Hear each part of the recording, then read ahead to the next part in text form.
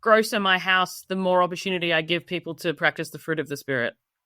They have to be like, my house is disgusting. You have to be nice to me. You bring your patience and kindness. This is the After Dinner Mint, a podcast of stories I tell you at dinner. Think of the mint as the stories you tell after you've been kicked out of the restaurant, holding your mint, standing in the street, telling more honest stories with your friends than you did at the table. It's not a sermon. It's not advice. It's not self-help. We're processing what we're learning about faith and life, honestly, in community, to encourage you to do that with your God and your community. Hi, everyone, and welcome back to another episode of the After Dinner Mint. Today, we are talking about the concept of brotherly love or sisterly love, whatever you want to call it. But this episode has really been spawned out of an article I read on Substack talking about what it means for brothers and sisters in Christ to really care for one another.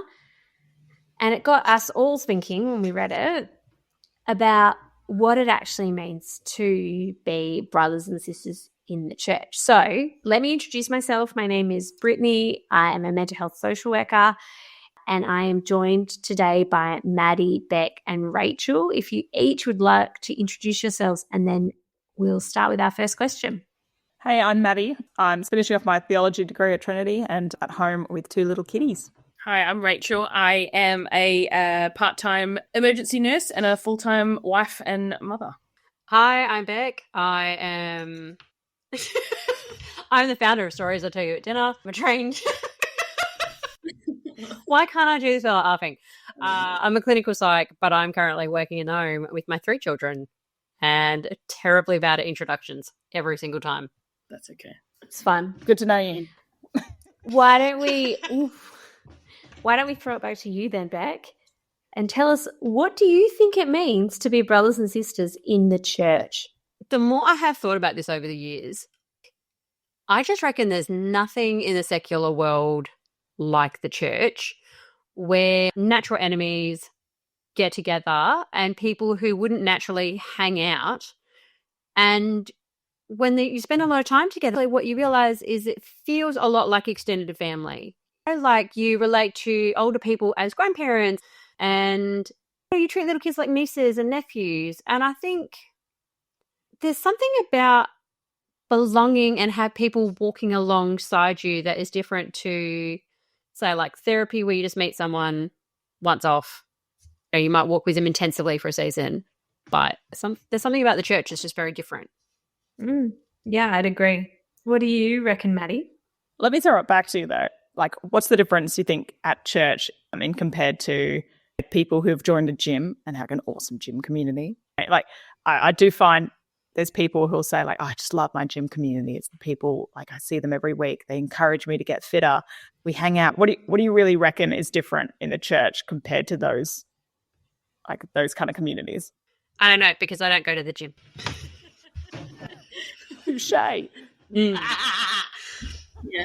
I think any community founded around a common interest, like the gym, climbing groups, walking groups, running groups, anything like that, you often do still attract a certain kind of person. Whereas in a healthy church, I think you can expect that you would have people that are quite different to you, might think differently to you, might be more conservative than you or more liberal than you, and that you will rub up against each other and have to come up against those differences and actually work through them in a way that you only otherwise do, I think, in your family of origin. But at this point, you're hopefully doing that with adults where you're also an adult, and so the power dynamic is a bit different. What do you reckon, Rach? I think as well the title brothers and sisters and, essentially siblings, there's a certain amount of obligation and command in that, because the Bible does call us brothers and sisters, and in a family, you do have obligation to your siblings and to the family unit. And it's not just about like-minded people, like you said, Britt, getting together. It's like, I don't know what you guys think. Like, I love my siblings, but I wouldn't necessarily be best friends with them if we weren't in the same family. So I think there is a certain level of brothers and sisters, you must treat people, no matter how different you are or your views, as a sibling in the same family with the same purpose. Yeah, it's also like a recognition of, like, in saying that you're seeing people as brothers and sisters, in that, you don't choose your family, so you have to get along. But also, it's recognition that you've come from the same source, right?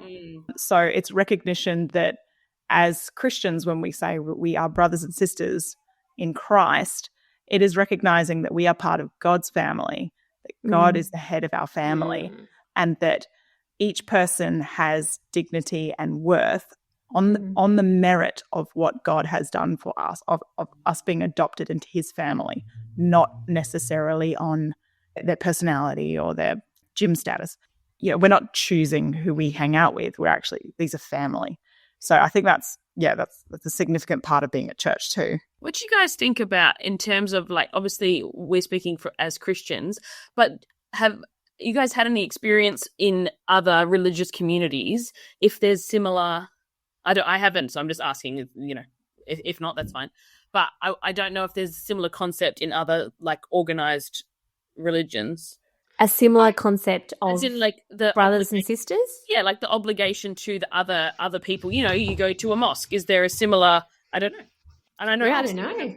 Yeah, I don't know. I don't know. I was just thinking about it because obviously it's a very Christian concept, but in a community, like what we were saying, what differs the Christ Church and the relationship you have with other people in that specific context to other, because obviously we have the gym example or the sports club example, but yeah, I don't know. I would think that sometimes maybe that's a community obligation in other communities as well, but I don't know. Maddie? I've definitely had an experience growing up going to kind of another religious, like, community, and one of the things that they highly valued was, like, practicing certain values. It was developing certain characteristics that God wants you to have. And so sometimes, like, in reflecting on that, like, I was a kid, so I wasn't really observing this outwardly. Everyone was so lovely. Like, seemed like a very genuine community and people cared deeply for one another. But you can see how the way that's thinking, it could also just be like, I'm doing this to check box, like, I'm loving you because then it's developing this value of love towards one another, or kindness, and I want to work on gratitude, or still thinking a little bit inwardly and what you need to do as, like, a believer. But also, if you actually think about in 1 John, it literally says, we love because God loves us. And then he says, in this same way, be like-minded to one another. If you love one another, people will know that you are from God. And so it's literally like, that is the mark of a Christian, is to love others. And so we would do it not necessarily because we're commanded just to love, but because we have to recognize the grace that we've received first. So we give grace to other people who are not perfect. Yeah. And who are really hard to love sometimes. And then you actually, when you engage in that relationship with the knowledge that you yourself have received grace, they also have received grace. You're on that same standing. It's like you don't hold them to as high a standard either. Yeah, anyway.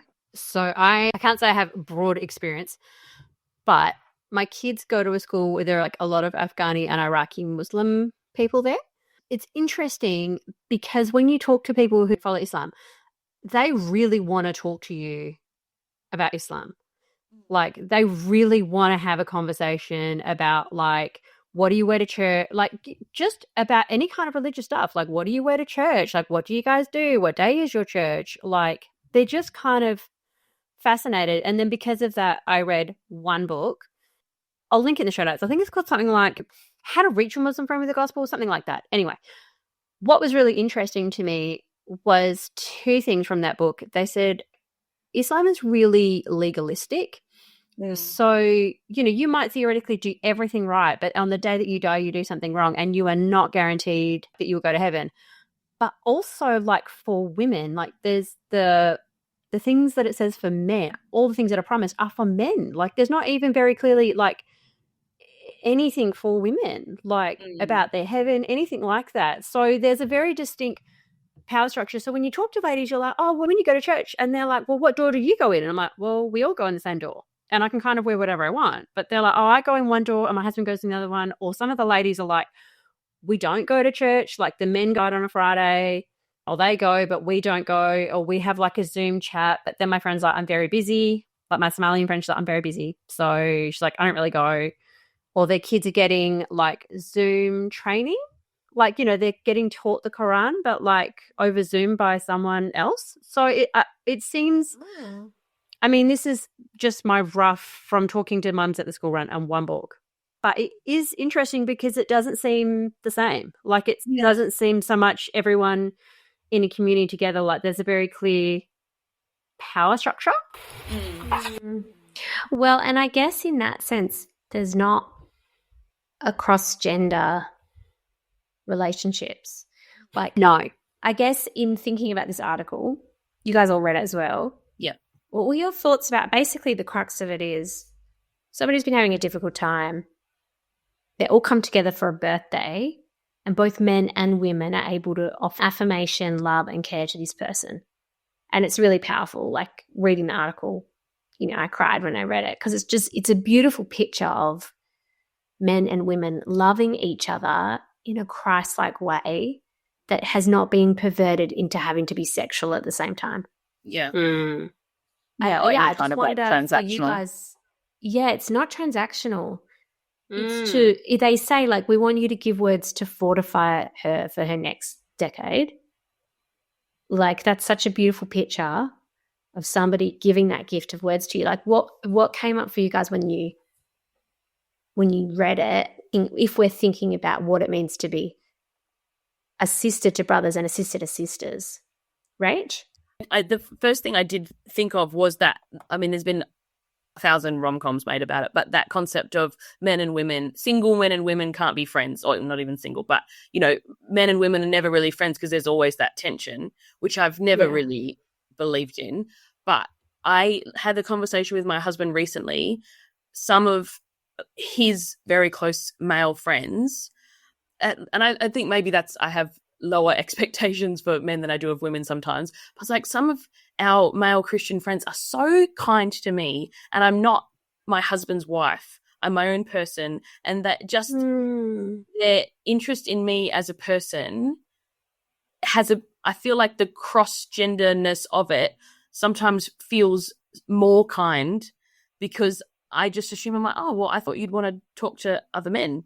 And that had a bigger impact on me, them having such kind interactions with me and genuine authenticity in our relationship and in our Christianness together at Bible studies and that sort of thing. Yeah, I think it's a very unique thing. And I think the world, a lot of people I know genuinely think that men and women can't actually be genuine friends. I love that. And I think that's similar to something that, like, when I read that article, what I thought was so beautiful, because she had been through such a hard time, she was like, the fact that my male friends, like my friends' husbands who had seen me walk through this, they were weeping for me. She's like, for men to do that, to see what women have gone through sometimes that has been really difficult, and to be like, we care that this has happened for you and we want to like protect and care for you. Like brother. Yeah, like a brother, exactly. You know, like that's not okay. And I think that's such a special thing. And I read, sorry, this is all me reading books, but I read another book called Jesus Through the Eyes of Women. He was just so countercultural. It's just wild. And like, yeah, I just never appreciated. We've kind of touched on this briefly now, but can you think of other examples where this has been put into practice well, either towards yourself or you've observed towards other people? I can think of one. I am really struck when men offer to help me with my kids and see it's tricky. I have 4-year-old twins and it has been a wild ride since they were born. And there are often times I just need help, like whether it's lifting the pram when I needed to go upstairs. There are different men, particularly in our church community, who also make an effort to talk to my kids like bend down and chat to them and show genuine interest in them. And I always really appreciate that because it's like it builds that sense of a body, like there's this community around them. I mean, women do this stuff, I think, all the time, but I think particularly when I see men do it that also have not had children themselves, I'm really struck because I'm like, wow, you've actually intuited a need that you haven't seen in, like, say, your wife that you don't even have at the moment. Like, you've thought about what my need is and there's literally no gain for you here. It's just this is you serving people around you. Whereas perhaps women are kind of socialised. Well, we are socialised more to consider others' needs. But I don't necessarily serve other people's needs with Christ-likeness. Maybe with my actions, but not necessarily with my motivations and my inner thoughts, which I think is also the difference for Christians. It's like the source of the love is the issue. Yes. Yeah. We had a friend years ago in a Bible study who she was quite young and then she had a baby. She was single and she had a baby, and it was lovely because the Bible study then met in her house, and we had people of different ages and stages of life, but because her baby had colic, different people would go and take her baby for a walk so that she could have a sleep because, she was on her own. And at the same time, we had another lady in the same Bible study and he died. It was a couple and the wife died of cancer.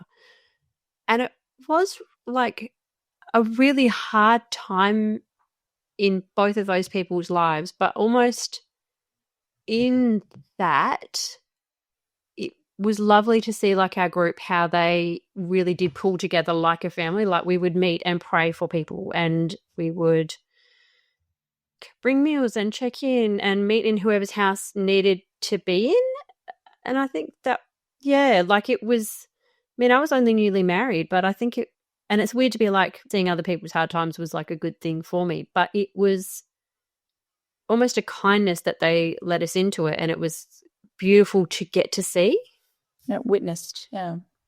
Yeah, I wonder if part of being brothers and sisters is being willing to be vulnerable with each other, because what an honour to walk alongside those two life experiences, and not in a way where you're not going to solve those problems, but by witnessing it and being there through it, you carry the burden together.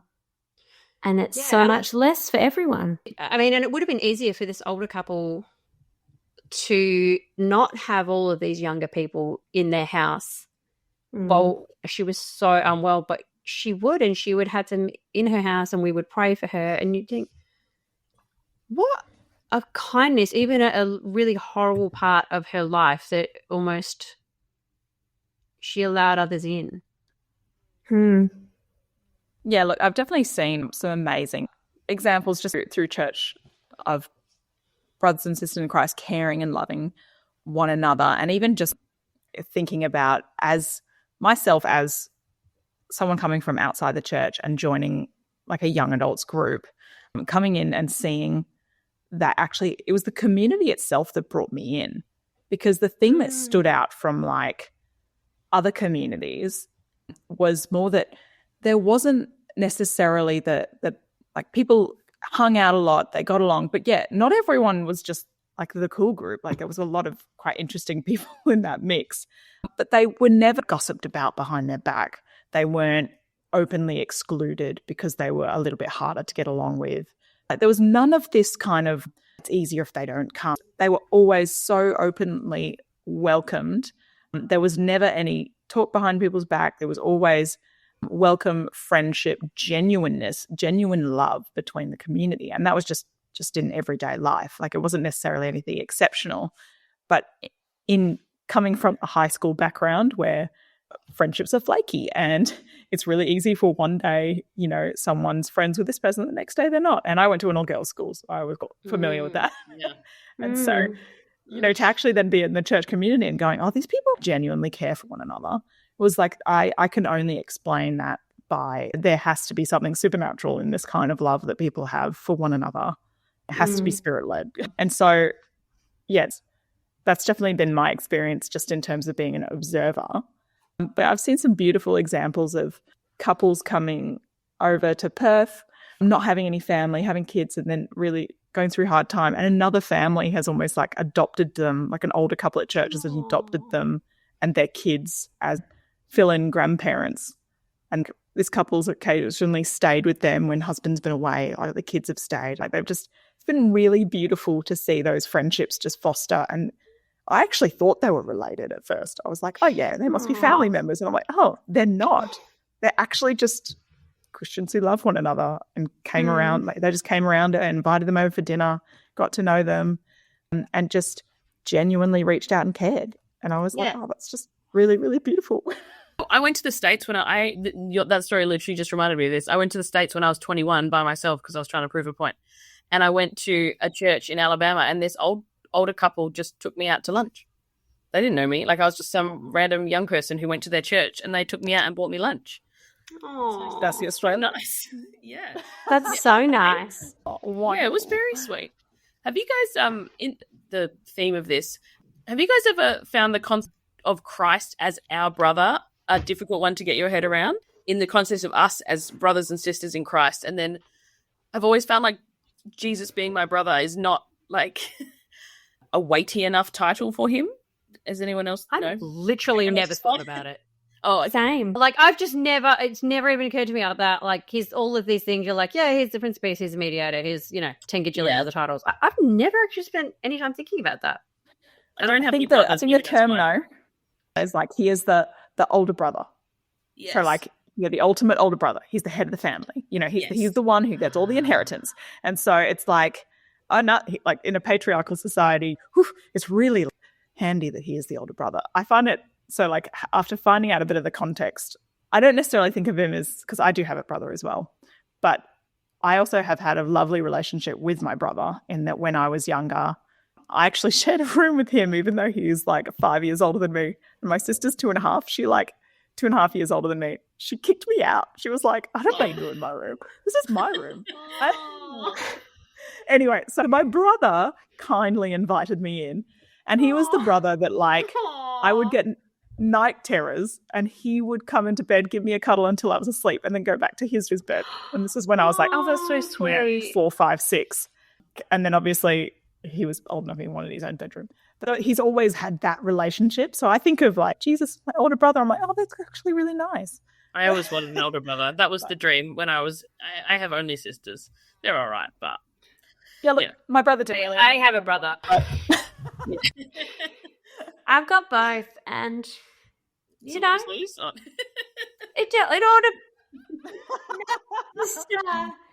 my siblings are great, but like it depends on your personality, not so much if they're a girl or a boy, if I'm honest. Yeah, that's good. Isn't that? I suppose if you've got more siblings, there's just more people to pick from if you argue with one of them. Like, I only have one brother. Oh, yeah. Oh, yeah. Like, I mean, and we get along, but there's only the two of us. So if we argue, there's no one else. Like, yeah. The Thumb War tournament is very short. Yeah, you don't want the sibling pile on. It's no fun. How many siblings have you got, Britt? There is 6 of us total. So I've got 2 brothers and 3 sisters. Wow. That's a lot. So your story, it is a big pile up. But your story of like your sister saying she's not sharing with you, like we all shared rooms. I shared a room until I was like 18.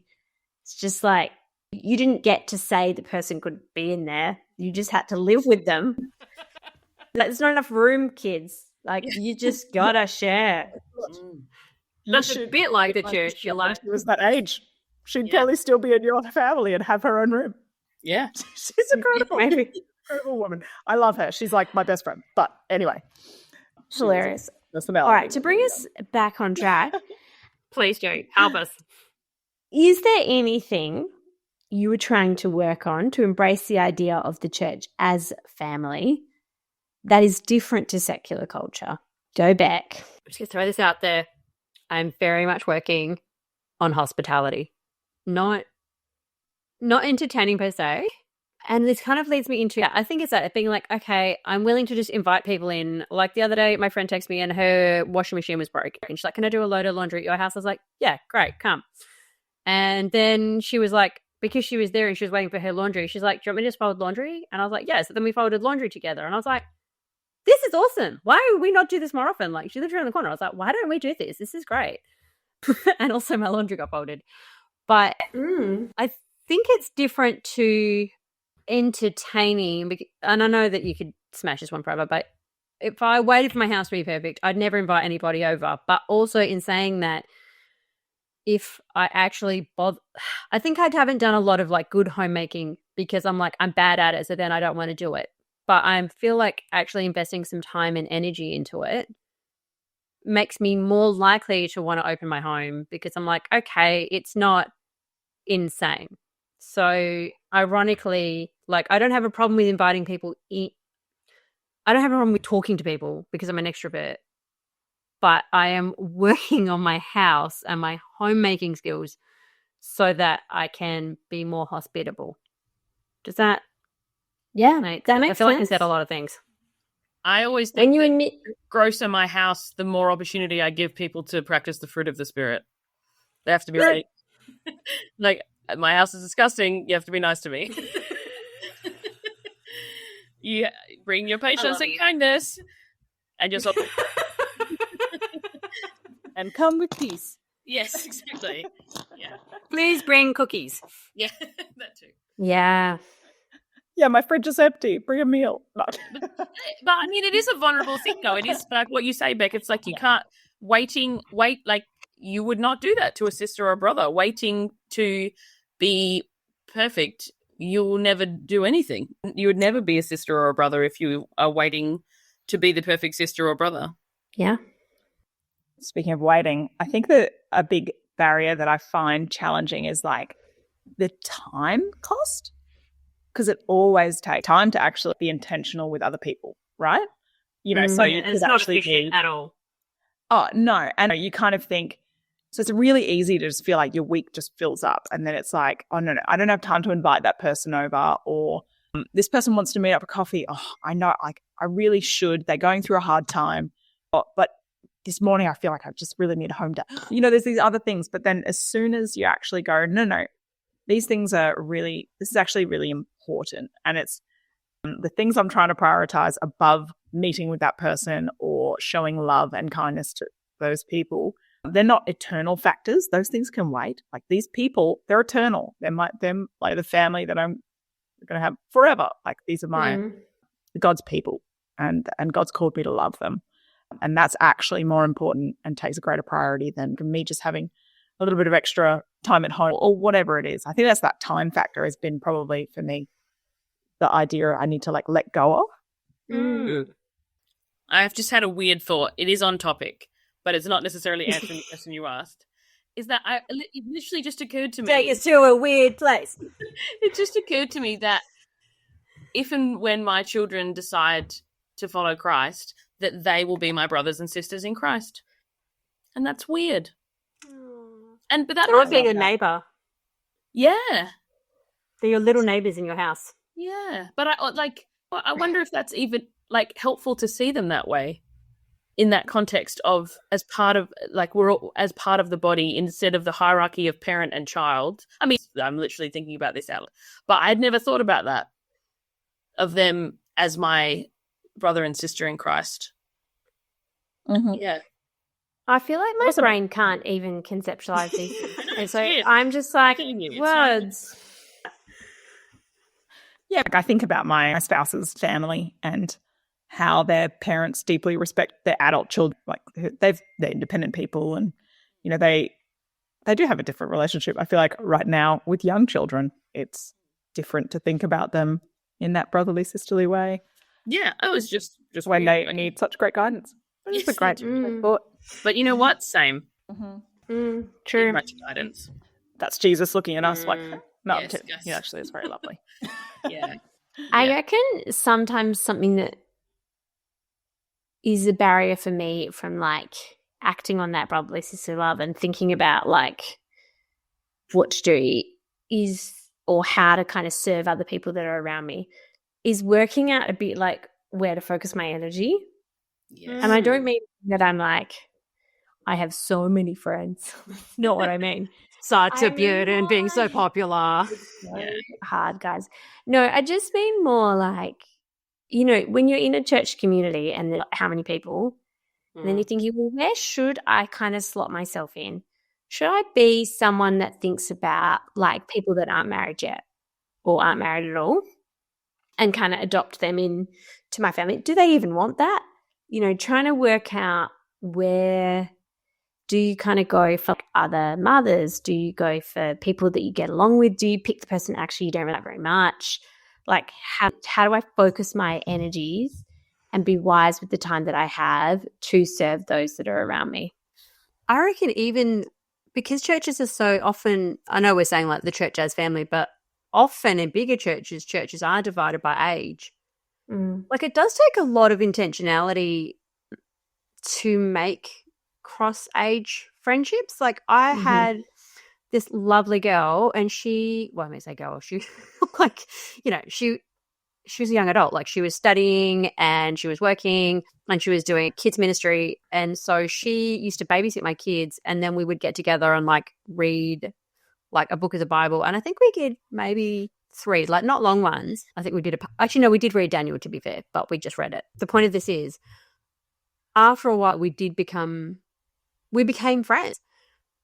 But it took a level of intentionality and a lot of time. Yeah. Like even your thing, Maddie, like it just took a lot of time. And I kind of was like, this is the one thing I'm doing in this season. And even to set it up, I had to ask my pastor, like, you know, I need a babysitter, but I was also looking for a younger woman to read with.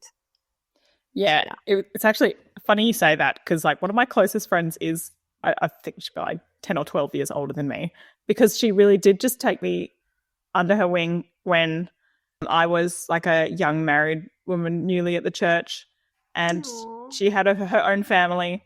She just started asking after me, asked to hang out, and then we just became really close over a period of time. I used to sometimes go and babysit her kids, but now we like holiday together for a weekend away every year, and like it's really beautiful. But it is, yeah, you're right, it's really intentional. And then I think for myself, I've also had a few young women reflect on time where I've met with them and they've either been flagged to me by a pastor. So sometimes being like, is there anyone you think would be appropriate for me to kind of meet with or who might enjoy getting to know us a bit or something like that? Sometimes the pastors can be really helpful to say, hey, this young woman's just graduated high school. She's a little bit lost and would love to probably get to know an older woman who is intentionally following Jesus. And so I think things like that is a really good way to start. But I had a little bit of that where I was meeting with someone and I think about it, I might have only been reading the Bible with them for a really short period of time. And then realizing that the impact that had, I was involved in at least 2 of their weddings like this year. And I haven't actually met with them for like over 5 years. I mean, they're still part of our community and friendship and, you know, we deeply care and love one another. But it feels like the Lord uses these really little things that we can do for one another can have such a great impact. Yeah. And even Brit, I think it's that. It's hard picking because, yeah, you can't do everything. And in a season of life where you're really limited, it is hard to be like, yeah, well, where should I invest my time? Well, that's how it's okay to invite them into your mess a little bit as well. Like it's actually kind of nice for them to like, yeah, you kind of go, come and make dinner with me while I hang out with the kids as well. And we can share life together a little bit and then we can hang out. I also think though, part of me just is like, it just feels so awkward. Yeah. To ask, you know, like to seek someone out really intentionally to me almost feels quite like, but I think that's something in general I probably just have to grapple with a bit because I think throughout my life, relationships have felt quite like just natural. So I don't particularly think intentionally about it. I think we talked about this on another episode. Like I didn't realize other people are really intentional about this sort of thing. And I hadn't clicked that was just like a normal thing to do.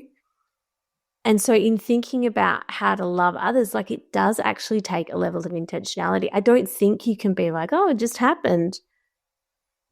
You kind of do need to work at it. So I think it is something I need to work at. And I think I struggle. I really struggle to say no to stuff. So I struggle to ask people stuff because I don't want to put people in the position that I get put in all the time of like, what if they don't want to hang out with me? Like, I'm in a quiet. I don't want to be a burden. Yeah, I don't want to put this on people that are like, oh my gosh, she asked. Like, you know, like that's just me in my own head. But yeah, I'm familiar. Yeah. It's like if I'm upset, I don't want to be hugged, so I struggle to hug people when they're upset because that might be what they like, but I don't like it. So I want to hug you because I assume that you don't want to do that. And this is Let's fist bump. yeah, exactly. Just a snapshot of the things that happen inside of my thoughts. Anyway, that's fine. I agree, Britt. We should be more intentional. Look, the worst thing that happens when you are intentional is that someone semi-ghosts you and you go, I tried. Like, okay. And and then, because it always takes two. It just always takes two. Like, it just sometimes takes someone initiating. Yeah. Like, to actually reach out and say, hey, how you going? And sometimes all it needs is a, hey, how you going? And then I don't think it always needs to really be needed that. formal. Yeah. I don't think it always needs to be super formal either. Like, I've got to know beautiful older ladies, and, you know, had I've asked them to do anything like serious or structured, like, you know, and it just would have been super awkward. But I have learned lots from just talking to older ladies and making a point of talking to them and asking them questions and be like, what did you do? And like, what was helpful and what wasn't helpful? And, you know, I don't think intentionality always has to be like a 5-point plan to stop the boats. I think sometimes it's just, I'm going to take 5 minutes and talk to someone who's really little or someone who's older, or talking to my friend's kid who's like 7, and making a point of being like, what's your favorite class at school? Like, I don't know. You know what I mean? Like, what do you like to do at school? Who's your friends? Yeah. I think the biggest thing about this is also just about showing up, like, rather than like being really quick to leave. It's really easy to just want to kind of go, like, leave church when there's the milling around and sometimes, I'm not really sure who to talk to, but actually hang around, like persevere a little bit through some of the social awkwardness, say hi to someone, recognize that there's someone sitting on their own and actually make that awkward icebreaker and go say hi, or actually hang around. And showing up to church each week, it's like actually make a commitment to attend a couple of these outside church events, but also just be present at church as well. It's just a really good way to show love to one another, because you showing up every week is encouraging someone. Yeah. And if you think about it in that sense, like, you already kind of have that in your calendar, right? Like, you're going to church every Sunday. So you don't need to then try and find time outside of that.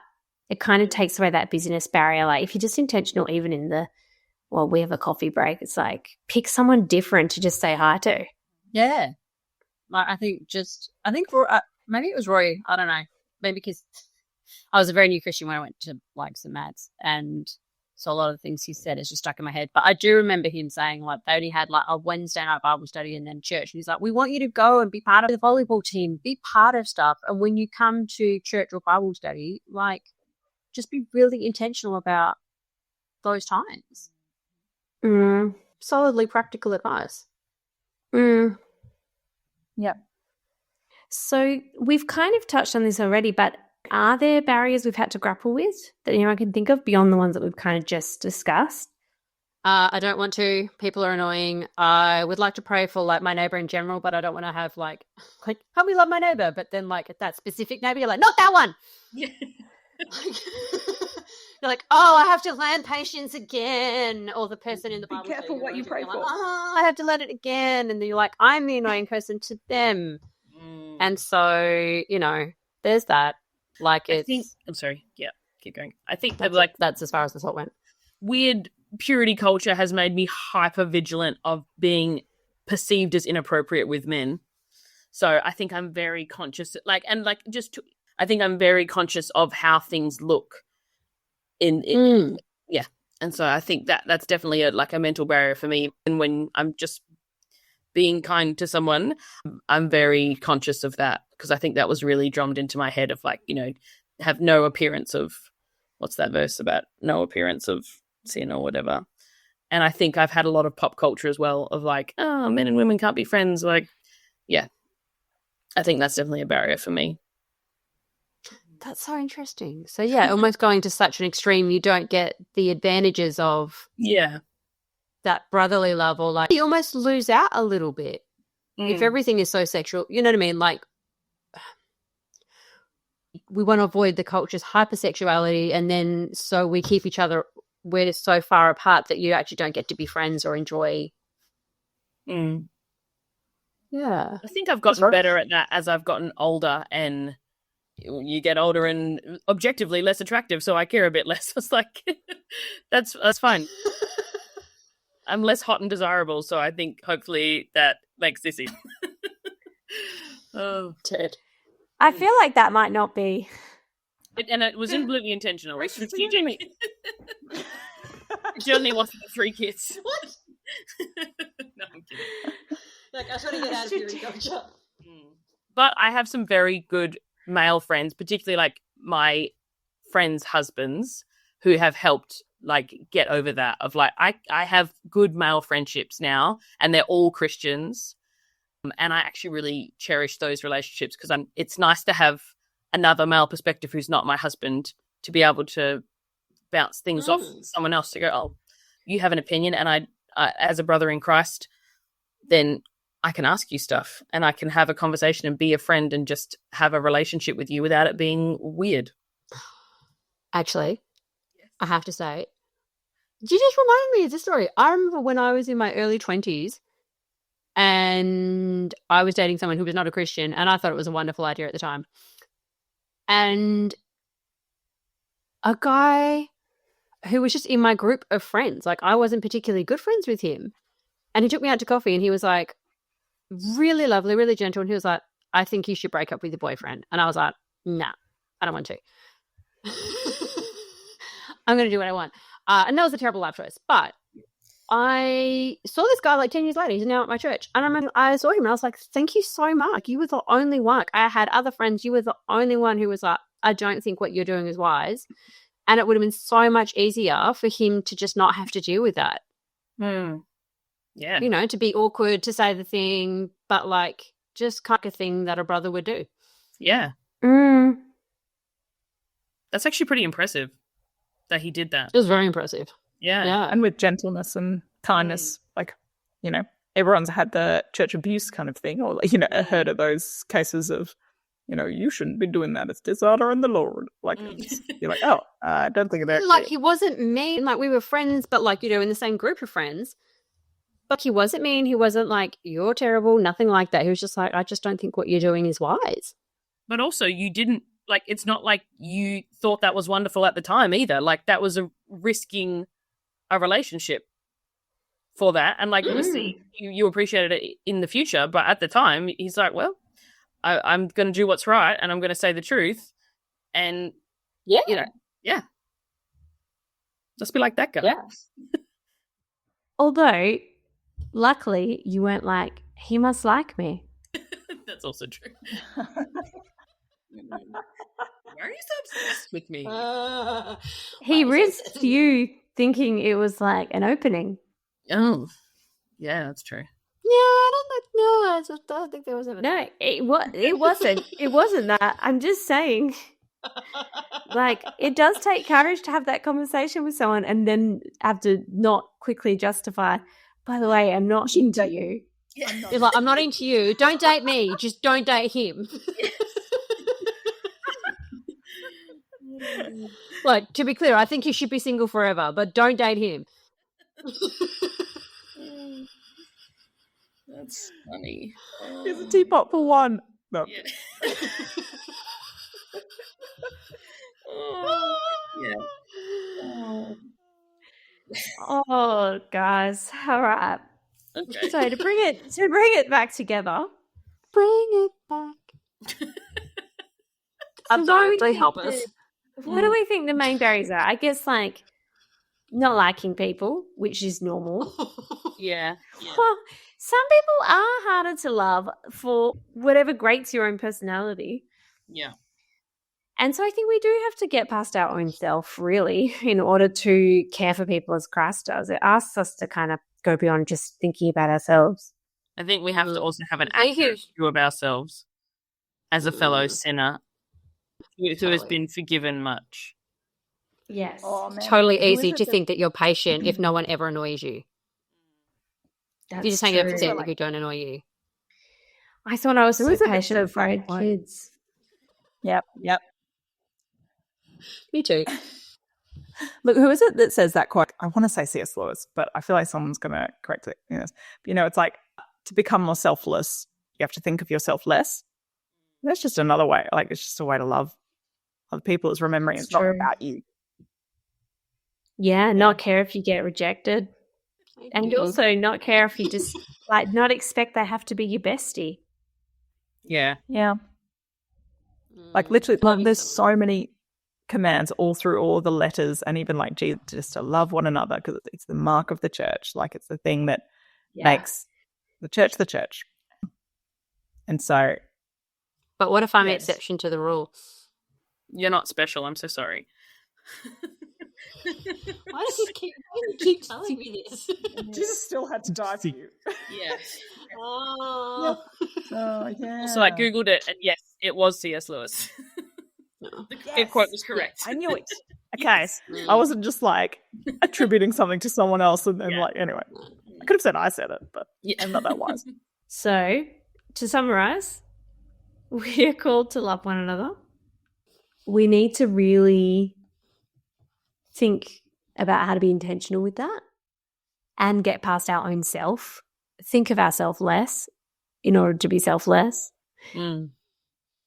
And grapple with the sin that comes up in this area. Yeah. And then just do it and actively love the people around us. And if you're unsure who, just look around the room for someone that has no one standing near them. That's it from us, friends. We hope you enjoyed today's episode. And if you did, you can sign up to our free weekly newsletter called Stories I'd Tell You at Dinner. So you get essays, poetry, podcast episodes, everything, photo essays straight to your inbox on Wednesdays from March through to November from Christian women in Western Australia. If you'd like that, the link is in the show notes. Thanks for listening, guys. Bye.